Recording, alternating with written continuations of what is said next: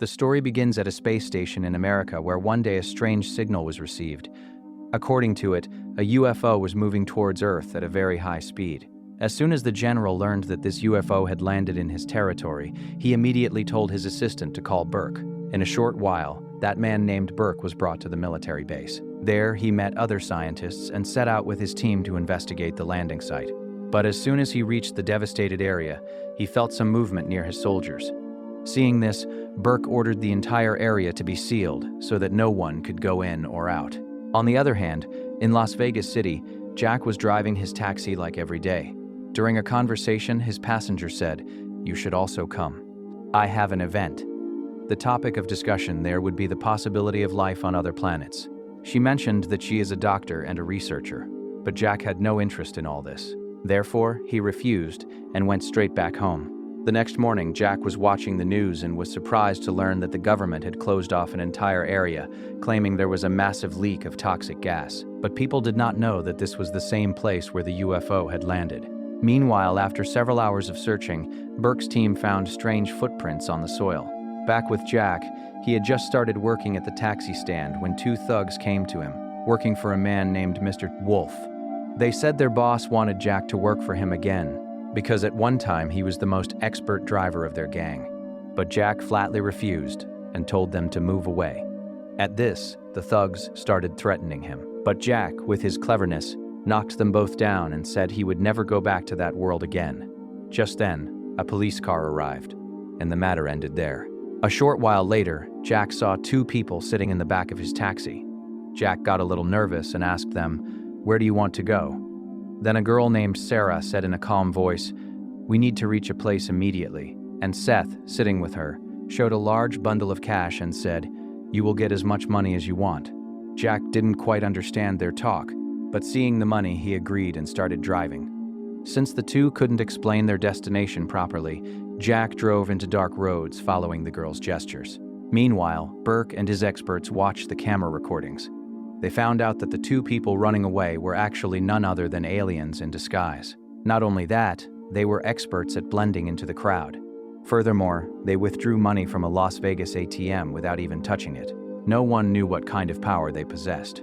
After searching a lot, Burke found the CCTV footage of the taxi parking, where he saw a driver taking those two somewhere. Upon finding this out, Burke immediately told his team to find and catch them quickly.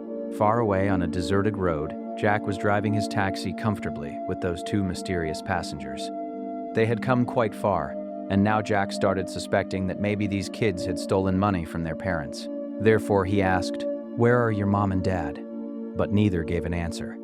At that moment, the disguised aliens felt that someone was following them. Jack, trying to calm them, said that the cars behind them must be going somewhere else too.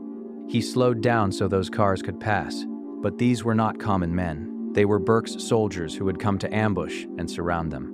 With his sharp mind and intelligence, Jack saved them from the first attack, but Burke's men began to surround the taxi from all sides. In anger, Jack told his passengers to get down, and then performed such maneuvers that several cars crashed into each other, giving them some distance. But the problem was that Burke was still following them in his vehicle.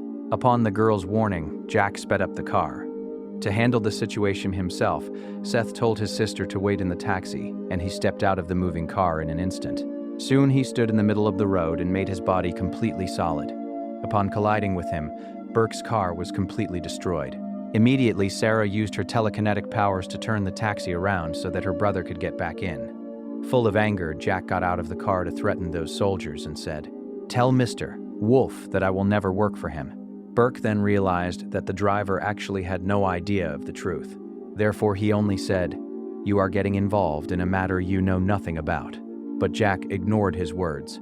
As Jack started to leave, Burke ordered his men to pull the driver's full file.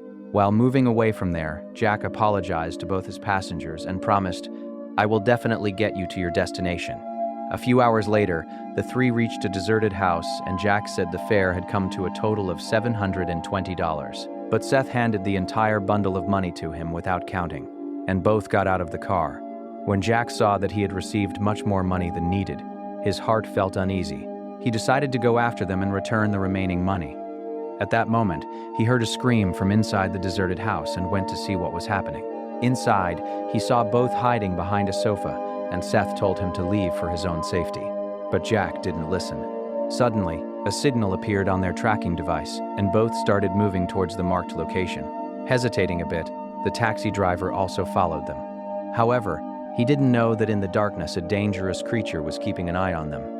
Reaching the kitchen, Seth used his device to open a secret passage inside the fridge, and despite being scared, Jack also went inside with them. Soon, the three went through a secret path into a strange basement, where there was a large cave hiding an environment like the alien world. At that moment, Seth felt the signal was coming from a sticky orb, and Sarah placed her hand on it, obtaining a unique object. A surprised Jack asked, "What is this thing? And what was the need to get into so much trouble for it?" Seth explained that if this device falls into the wrong hands, both their lives would be in danger. Jack said they shouldn't waste a single moment, because more people could come after them. Just then, they heard the sound of something approaching. Jack knew he wouldn't be able to protect them, so he shouted and told both to run. Both hid in the bushes, and Jack tried to face the intruders with the help of a piece of wood he picked up from the house. It turned out to be the same beast that was watching them in the dark. But Jack couldn't stand before that monster and jumped into the bushes to save himself. Shortly after, that ferocious creature started breaking the alien things hanging there and taking advantage of this opportunity. The three tried to escape. The problem was that Jack couldn't see the other two anywhere, and suddenly that beast captured Sarah. Seth immediately tried to distract his enemy, but he picked Seth up and threw him away. But seeing the chance, Sarah freed herself.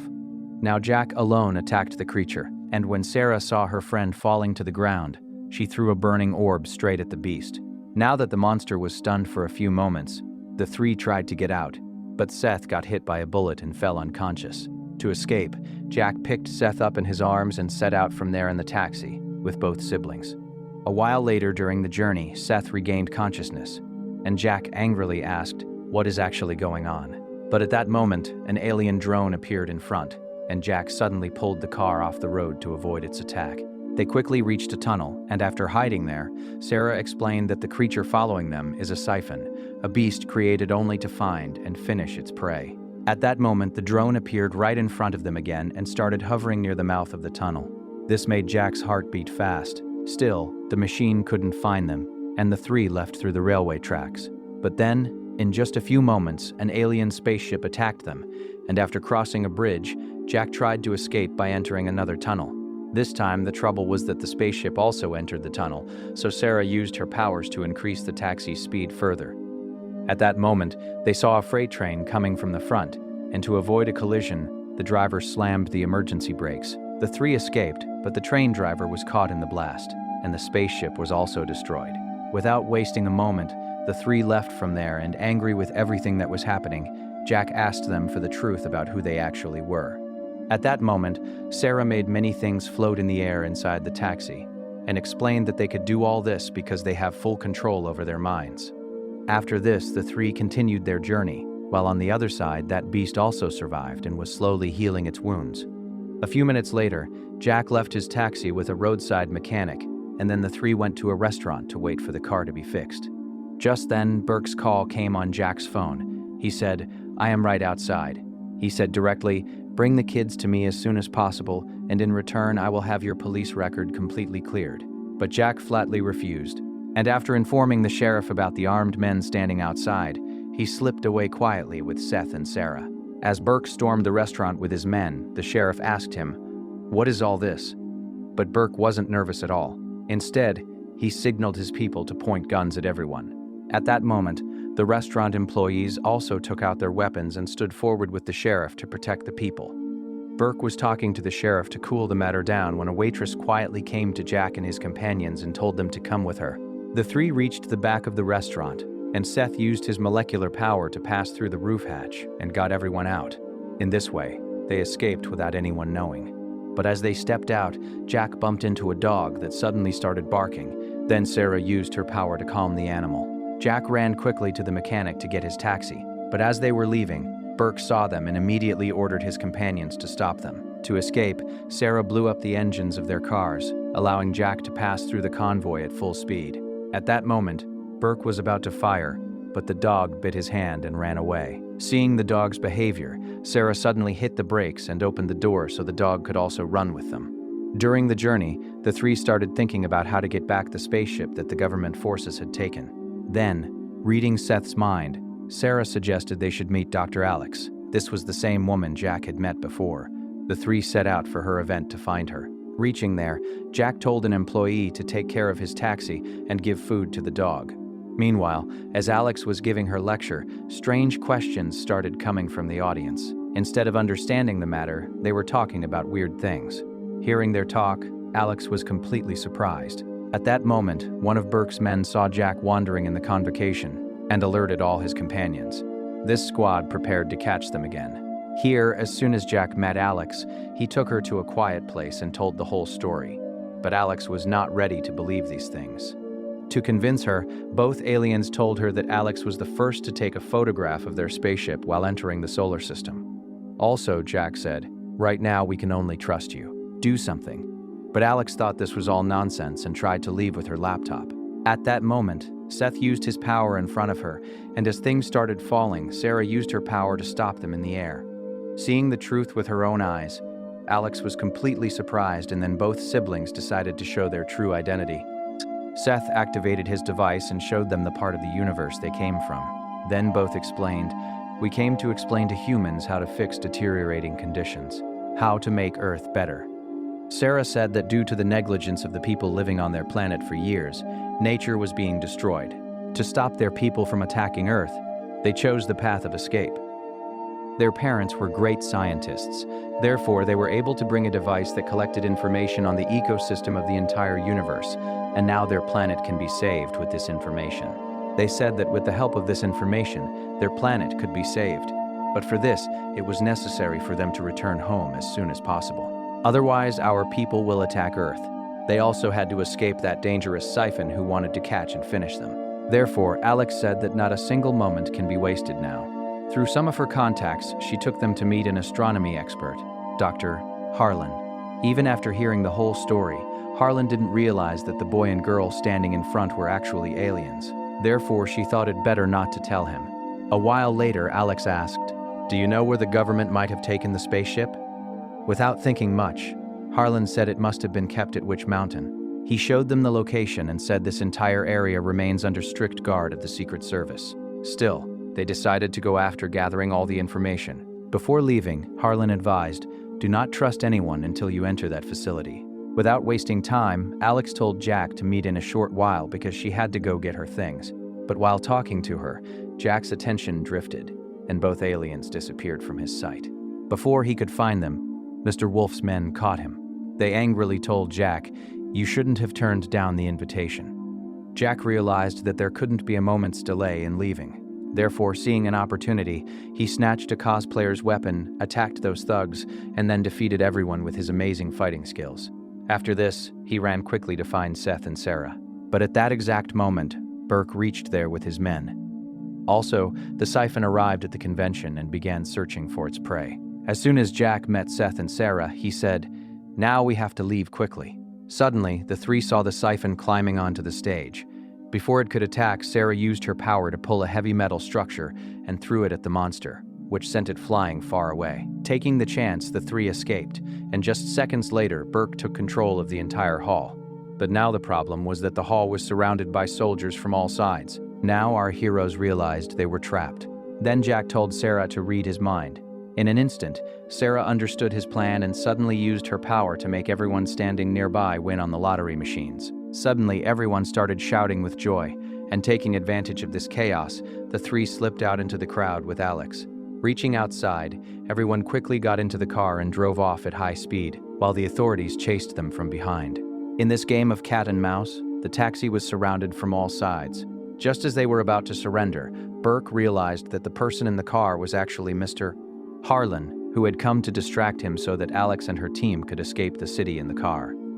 Now Alex and her team had a new car, and no one was following them. So they found the location of Witch Mountain and reached a high point through the forest from where the entrance of the base was clearly visible. Seeing the strict security, Alex and Jack said there might be a tunnel to get inside. But then suddenly both aliens were hit with tranquilizer darts. At that moment, Burke and his men caught Alex and Jack and took the aliens prisoner. Then Jack furiously attacked the soldiers, but they easily overpowered him. Then Burke threatened them that if they interfered in his mission, they would face heavy consequences. Then the fear of going back to jail forced Jack, and he had to surrender. After this, while they were going in the military van, Alex scolded Jack for giving up so easily. Then Jack said, "How can I ruin my life to save those aliens?" Then Alex was filled with anger and gave Jack a hard slap on the cheek. This fight distracted the guards, and Jack attacked and knocked both of them unconscious. Then it is revealed that both had surrendered only so they could escape the large group of soldiers. Now free, both decided that the boy and girl must be saved, on whom scientists are soon going to perform experiments. Then Alex and Jack quickly entered the facility through the AC ducts. Landing there, both moved forward quietly and started searching for the aliens. Then, as they reached the lab area, Alex and Jack hid and started thinking of a plan. But suddenly, the Siphon attacked Witch Mountain. Then in anger, Burke ordered the soldiers to eliminate that threat immediately. Taking advantage of this opportunity, both entered the lab. After knocking out a scientist, Alex and Jack put on protective suits and started attacking the other scientists without wasting time. They moved forward, attacking everyone with the items lying nearby. During this, the Siphon's missiles easily took down many of Burke's soldiers. As soon as Burke saw that this monster was moving towards the lab, he understood what its real purpose was and shouted, ordering all units to run towards the aliens. Meanwhile, as the aliens regained consciousness, they freed themselves with their powers. And Sarah was very happy to see Jack, that he had returned to save them. On the other hand, realizing the prisoners were missing, Burke activated an emergency alert, and our group of heroes set out in search of the UFO. Seth showed the path to the spaceship with his locator, and after a while, Alex disguised herself as a scientist to deceive the other employees. Alex went there and said, "Burke has said to evacuate the entire facility immediately, and if anyone asks too many questions, they will get a very bad punishment." With her words, she fooled all the scientists she met on the way. On the other side, Burke saw there was no security near the UFO, so he ran in anger to stop the group. Meanwhile, Seth quickly placed his device on the spaceship's structure, and as soon as it received energy, its main door opened. Alex and Jack were surprised by this sight. But before going inside, Burke and his guards captured them all once again. Then suddenly, a soldier accidentally fired a shot, but Seth used his power to stop every bullet of the enemies. Panic-stricken, Burke shouted at the soldiers to stop firing. Suddenly, the Siphon arrived there, breaking through a wall. Seeing the Siphon, everyone's attention went towards it, and taking advantage of this chaos, Jack told everyone to get inside the UFO. Soldiers ran to stop them, but they all got caught in the Siphon's attacks. As soon as all engines and navigation systems were activated, the aliens prepared to take off. Despite being in a cramped space, they somehow managed their positions and started to flee from there. When Seth saw that thousands of bullets were being fired at the Siphon, he told everyone to sit carefully and drove his spaceship straight over the monster, which completely destroyed the Siphon. At the same time, Burke told his people to close all paths. But still, the aliens didn't fear and kept moving forward at full speed, breaking through the door at the last moment to get out. Now free, everyone was jumping with joy. But amidst this moment of celebration, Seth saw that the compression chamber was damaged. Then Jack asked him, "Is there no way to fix the spaceship while flying?" Now Jack went to the place where the defect was, but there he had to face the Siphon again, who repeatedly attacked him. Seth realized that something was wrong. Therefore, he told Alex to control the spacecraft with his sister and ran to help Jack himself. During this fight, Jack pulled off the monster's helmet. Then Seth shouted loudly to distract the Siphon, and then made himself disappear with his power. Taking the chance, Jack made a tremendous strike on the enemy's head. But turning around, the Siphon tossed him towards the UFO's energy matrix. Intending to finish its prey, the monster caught Jack by the neck. But just then, Seth attacked it. And as Seth disappeared again, Jack pulled the Siphon straight towards the beams of light. The next moment, Jack punched the Siphon's face with all his might, and then the energy matrix completely erased it. Finally, saving his friend, Seth immediately closed the door, making the spaceship stable again. They had now reached far from Witch Mountain. Now it was time for them to part. Everyone said goodbye to each other, and Jack promised, "I will take full care of your companion dog." Finally, those alien siblings boarded their ship and set off for their planet with the belief that with Alex and Jack's help, it might be possible to save their entire planet.